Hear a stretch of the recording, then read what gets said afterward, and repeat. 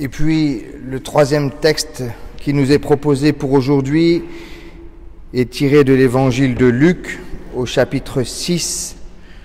Je lis à partir du verset 17 jusqu'au verset 26. Jésus descend de la montagne avec les apôtres et il s'arrête dans un endroit plat. Là, il y a un grand nombre de ses disciples et il y a aussi une grande foule de gens de toute la Judée, de Jérusalem et des environs de Tyr et de Sidon, ville de la côte. Les gens sont venus pour écouter Jésus et pour se faire guérir de leur maladie. Et Jésus guérit aussi ceux que des esprits mauvais font souffrir. Toute la foule cherche à le toucher parce qu'une force sort de lui. Et il les guérit tous. Alors Jésus regarde ses disciples et il dit: « Vous êtes heureux, vous, les pauvres, parce que le royaume de Dieu est à vous. Vous êtes heureux, vous qui avez faim maintenant, parce que vous serez nourris d'une manière abondante. Vous êtes heureux, vous qui pleurez maintenant, parce que vous rirez. Vous êtes heureux quand les gens vous détestent, quand ils vous rejettent, quand ils vous insultent, quand ils disent du mal de vous à cause du Fils de l'homme. À ce moment-là, réjouissez-vous et dansez de joie. Oui, Dieu vous prépare une grande récompense. En effet, leurs ancêtres ont agi de cette façon avec les prophètes. Mais quel malheur pour vous, les riches, parce que vous avez déjà votre bonheur. Quel malheur pour vous qui avez maintenant tout ce qu'il vous faut, parce que vous aurez faim. Quel malheur pour vous qui riez maintenant, parce que vous serez dans le deuil et vous pleurerez. Oui, quel malheur pour vous quand tous les gens disent du bien de vous. En effet, leurs ancêtres ont agi de cette façon avec les faux prophètes. Ô Seigneur, ta parole, c'est la vérité. Rends-nous saints et éclaire-nous par ta vérité. Amen.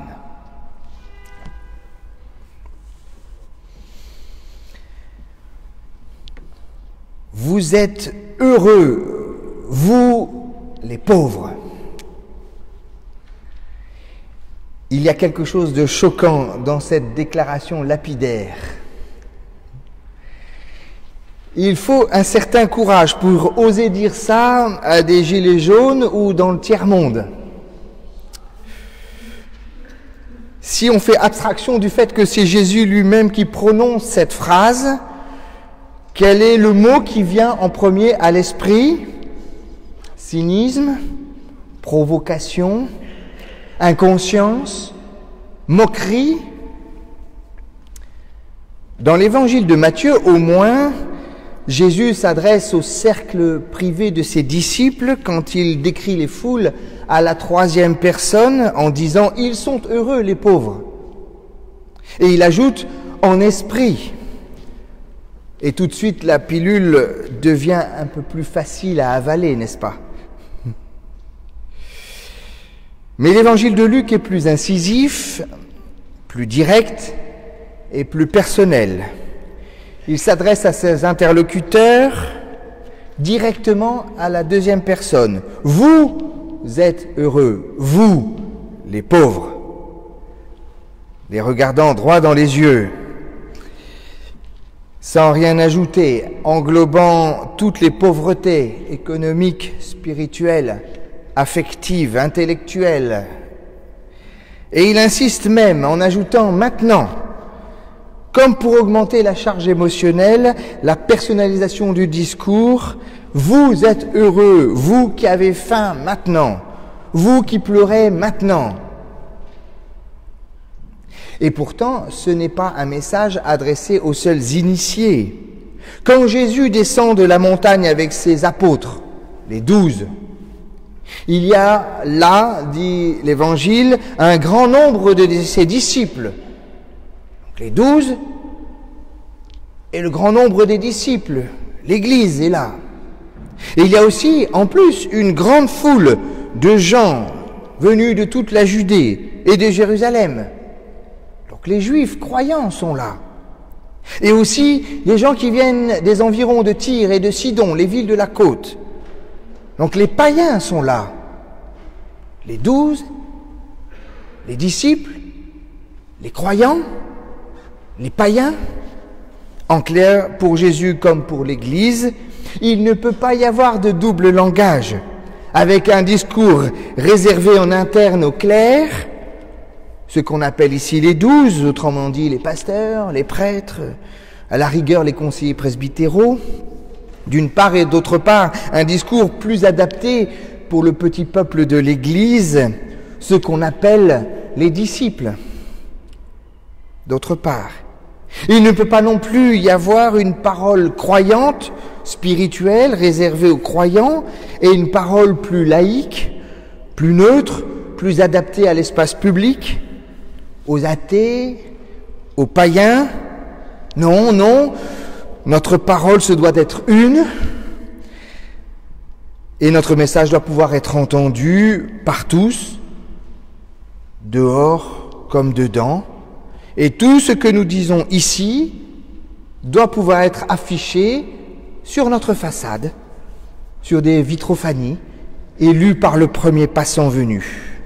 Nos églises ont pour vocation de porter un discours public audible par tous sur la place publique, et vous pouvez partager mes prédications avec qui vous voulez. J'en serai très heureux.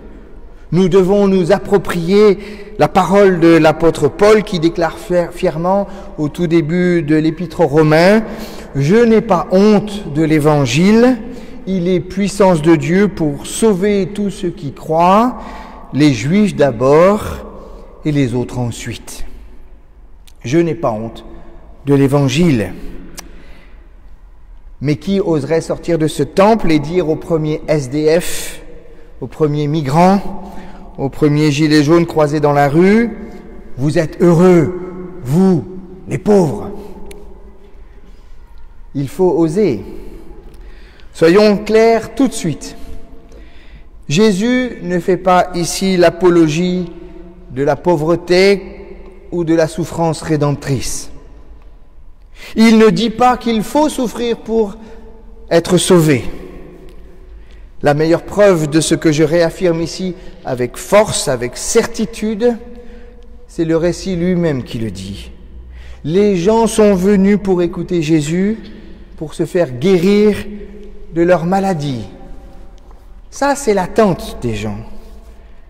Et Jésus répond à cette attente. Il guérit aussi ceux qui ont des esprits mauvais et qui souffrent. Toute la foule cherche à le toucher parce qu'une force sort de lui et il les guérit tous. L'attitude du Christ est claire et sans aucune ambiguïté. La souffrance doit être soulagée. La pauvreté doit être combattue.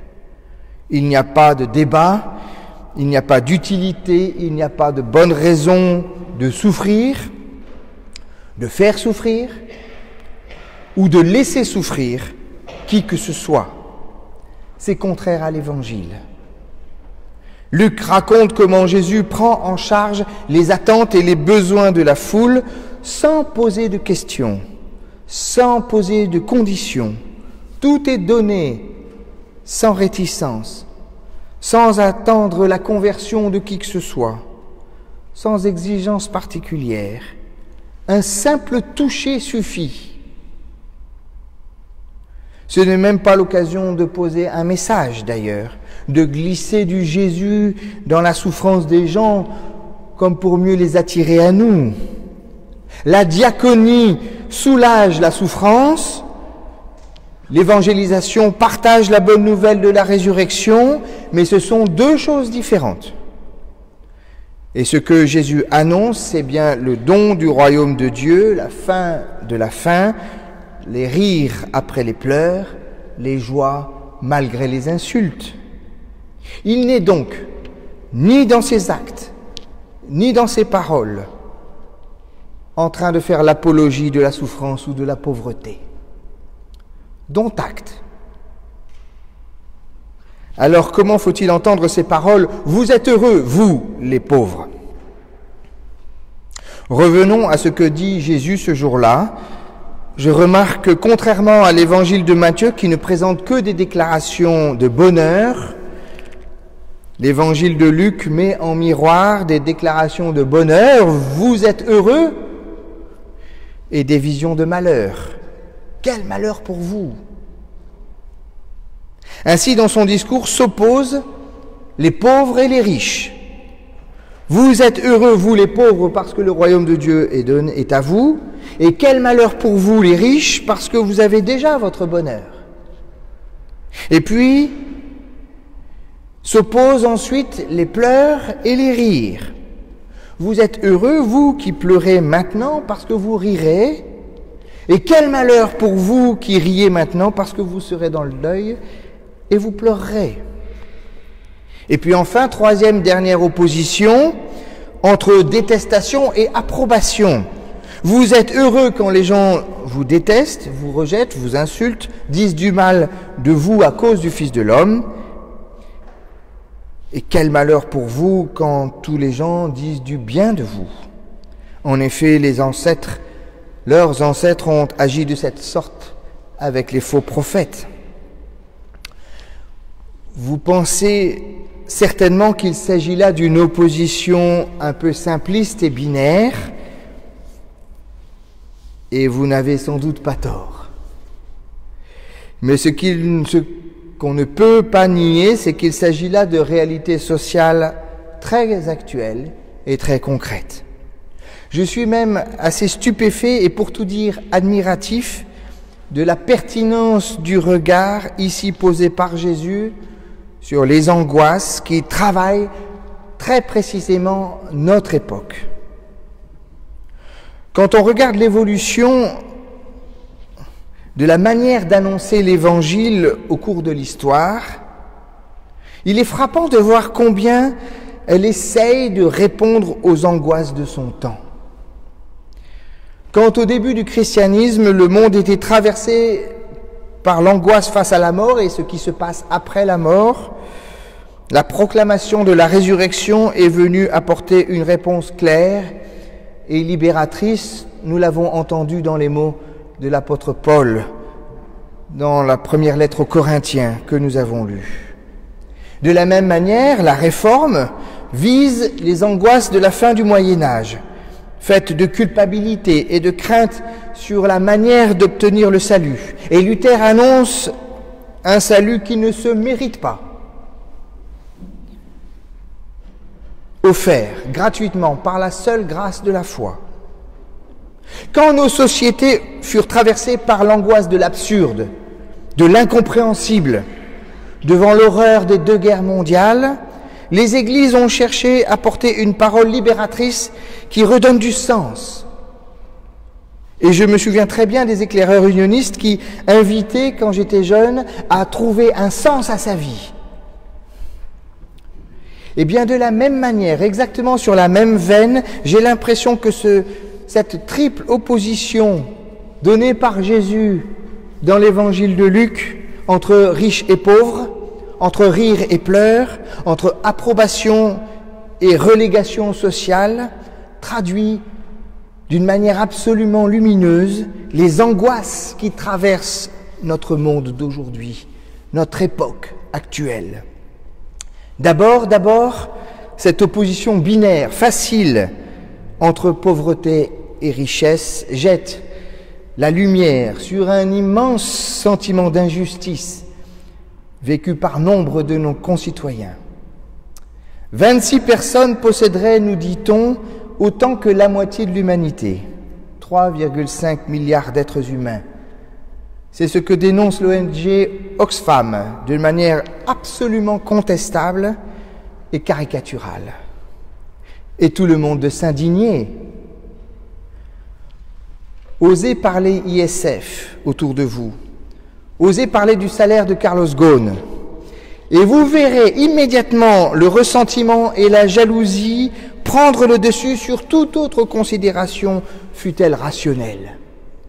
Oui, l'opposition aujourd'hui est bien binaire entre riches et pauvres, et il est de bon ton de les opposer.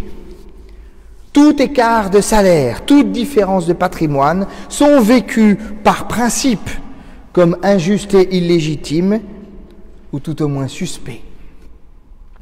Sentiment d'injustice et envie dominent les rapports humains. Angoisse. La seconde opposition entre pleurs et rires permet, elle, de pointer une autre idéologie dominante du moment. Celle qui refuse toute frustration, toute souffrance, tout effort comme illégitime par principe. Le seuil de tolérance à la souffrance est abaissé de manière drastique pour devenir en soi insupportable et inadmissible. Je ne dis pas que c'est bien ou que c'est mal, je le constate. Le XXe siècle a été un siècle horrible en nombre de morts, en souffrance des gens. Et aujourd'hui, il y a de moins en moins de gens qui meurent de faim. C'est factuel. Et pourtant, le seuil de tolérance à la souffrance est abaissé. Et les thérapies du bonheur et du bien-être font florès. Et c'est une véritable injonction à la réussite qui s'impose à nous, de manière insidieuse. Un business juteux se développe sur ce terreau à base de développement personnel et de coaching. Tout ce qui relève de la frustration, de l'obstacle, doit être éliminé de nos vies.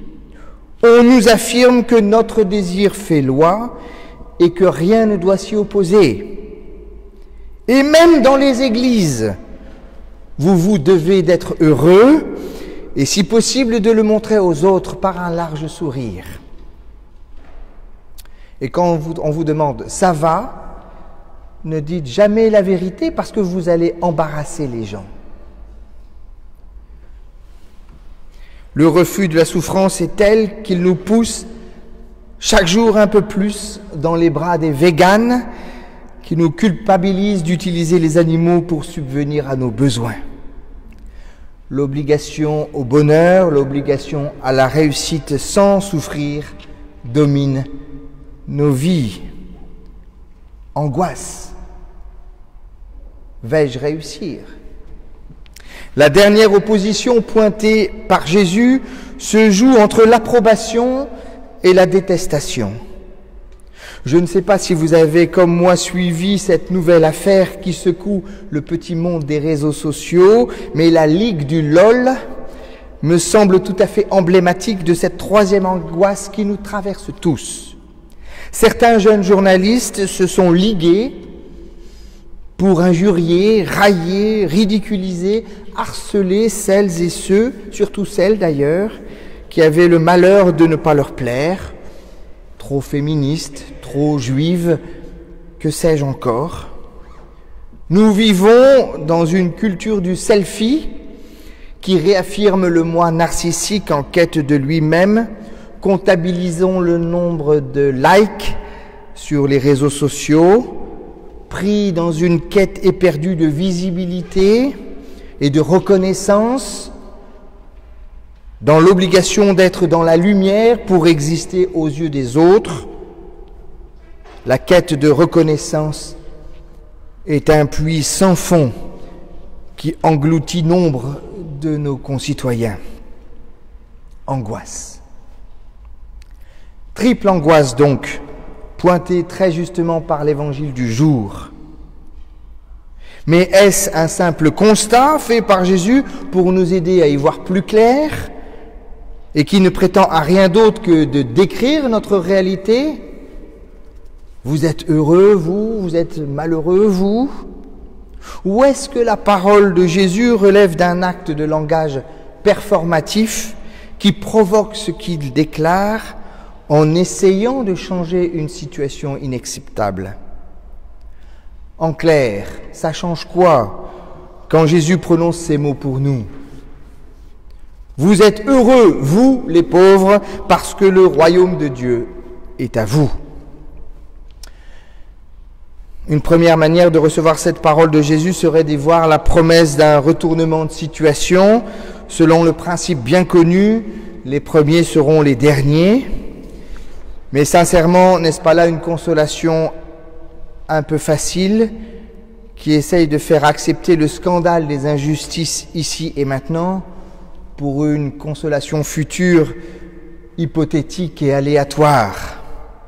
Et puis plus grave encore, pensons-nous sincèrement que Jésus puisse flatter le ressentiment et le désir de revanche des pauvres face à l'injustice qu'ils subissent, en les laissant croire que tout se paye un jour ou l'autre dans ce monde ou dans l'avenir?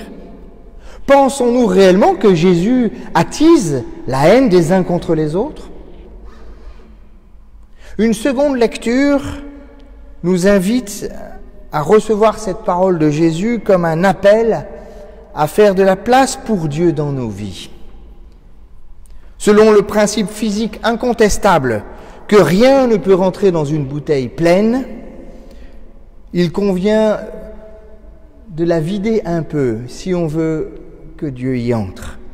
Il convient de faire de l'espace, du vide, du manque, de la pauvreté dans notre vie pour que Dieu puisse prendre sa place.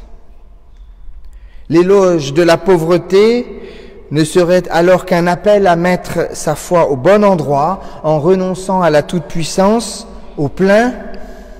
Et dans cette manière de comprendre la parole de Jésus, la décroissance est une étape préalable, incontournable, comme la mort est nécessaire à la résurrection, comme le carême nous prépare à Pâques, et comme le Ramadan prépare la fête de l'Aïd.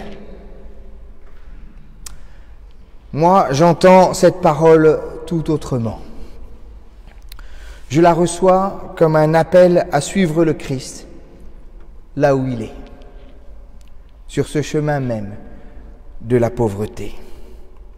Suivre le Christ, c'est accepter de n'avoir rien d'autre que lui et lui seul. Ni certitude, ni savoir, ni pouvoir, ni expérience spirituelle extraordinaire, ni expertise théologique. Cela ne signifie pas que nous devrions tout abandonner, cela signifie juste que tout ce que nous avons et tout ce à quoi nous apportons intérêt ou accordons valeur ou importance, tout cela va disparaître, va mourir, va être perdu. Je vous annonce ce qui est une bonne nouvelle, chers amis, vous allez mourir et vous allez tout perdre. C'est inévitable. Suivre le Christ, c'est accepter de n'avoir que lui jusqu'au bout, jusqu'à la croix. C'est ça la foi. La perte de tout ce qui pourrait avoir de l'importance à nos yeux. Et dans cette perte, justement, réside notre victoire. Là où le monde voit de la pauvreté, nous nous sentons riches. Là où le monde voit un échec, nous crions victoire. Je fais miens ces mots de l'apôtre Paul dans l'épître aux Philippiens au chapitre 3. Pour gagner le Christ, dit-il, pour être uni à lui, je considère toutes ces choses comme des ordures. Comme des ordures. Alors passons aux exercices pratiques, concrets. Quelle est ton angoisse, mon frère, ma sœur? Quelle est ton angoisse? Demande le Christ. L'injustice et la richesse? L'obligation d'être heureux, de réussir ta vie? La quête de reconnaissance éperdue? Nous sommes comme le jeune homme riche qui a tout pour lui. C'est le gendre idéal. Jeune, riche, de bonne volonté, l'envie de faire le bien, fidèle, engagé, il aime le Christ et le Christ l'aime. Et pourtant, il est en échec. Et il s'en va tout triste. Rien de ce qu'il a n'est utile pour le royaume. Avec la meilleure volonté du monde, il ne peut pas apporter ce qu'il n'a pas. Il y a un proverbe cévenol que je tiens de ma femme et qui me semble très juste. On n'a jamais vu un coffre-fort suivre un corbillard. Nous n'allons rien emporter, rien. Nous sommes arrivés tout nus, nous allons repartir tout nus. C'est une bonne nouvelle. Abraham, lui, a accepté de perdre son fils. Il n'a rien et il le sait. Seul l'appel compte. Peut-être que le moment est venu de regarder le monde en face. Nous allons tout perdre et notre Église va mourir. C'est une certitude. Pas d'affolement, pas de découragement. Nous allons enfin pouvoir être pauvres et voyager léger en suivant le Christ sur le chemin de la foi. Dans le monde, dit Jésus dans son dernier discours d'adieu à ses disciples dans l'évangile de Jean, dans le monde vous allez souffrir. Mais soyez courageux, j'ai vaincu le monde. J'ai vaincu le monde. Nous n'avons besoin de rien parce que nous avons déjà tout. Par la foi, nous sommes déjà dans le royaume. C'est cela, la prédestination. Et j'y crois fermement. Amen.